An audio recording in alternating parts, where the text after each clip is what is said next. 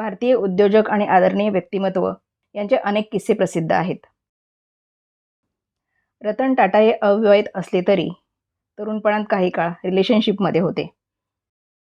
बुद्धिमान व्यावसायिक, मदतीसाठी कायमच हात पुढे करणारी व्यक्ती म्हणून रतन टाटा यांची ओळख आहे. पण रतन टाटा यांच्या वैयक्तिक आयुष्याबद्दलही तितक्याच चर्चा झाल्या आहेत. रतन टाटा हे अविवाहित असले तरी ते तरुणपणात काही काळ रिलेशनशिपमध्ये होते. यात एका गाजलेल्या बॉलिवूड अभिनेत्रीसोबत त्यांचं नाव जोडलं जातं. या अभिनेत्री होत्या सिमी गरेवाल. सिमी आणि रतन काही काळ रिलेशनशिपमध्ये होते. याबाबत सिमी गरेवाल यांचा गाजलेल्या शोमध्ये त्यांनी उल्लेख केला होता. रतन टाटा यांच्यासोबत रिलेशनशिपविषयी सांगताना सिमी एका मुलाखतीमध्ये म्हणाल्या, आम्ही फार पूर्वी रिलेशनशिपमध्ये होतो. रतन टाटा खूप परफेक्ट आहेत आणि त्यांच्याकडे उत्तम विनोदबुद्धी देखील आहे. पैसा हा कधी त्यांच्यासाठी फार महत्त्वाचा नव्हता आणि परदेशात जितके आरामात ते असतात तितके भारतात नसतात.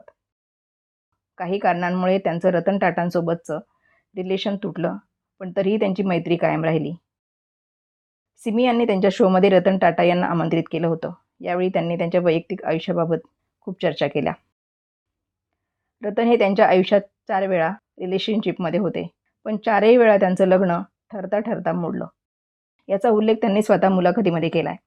या अनुभवामुळे पुढे रतन टाटा यांनी कधीच लग्न केलं नाही.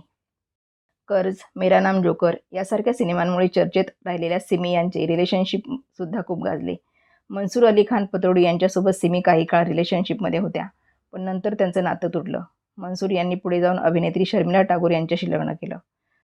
तर सिमी यांनी रवी मोहन यांच्याशी लग्न केलं, जे दिल्लीच्या चुन्नामल परिवाराशी संबंधित होते. पण त्यांचं लग्न फार काळ टिकू शकलं नाही.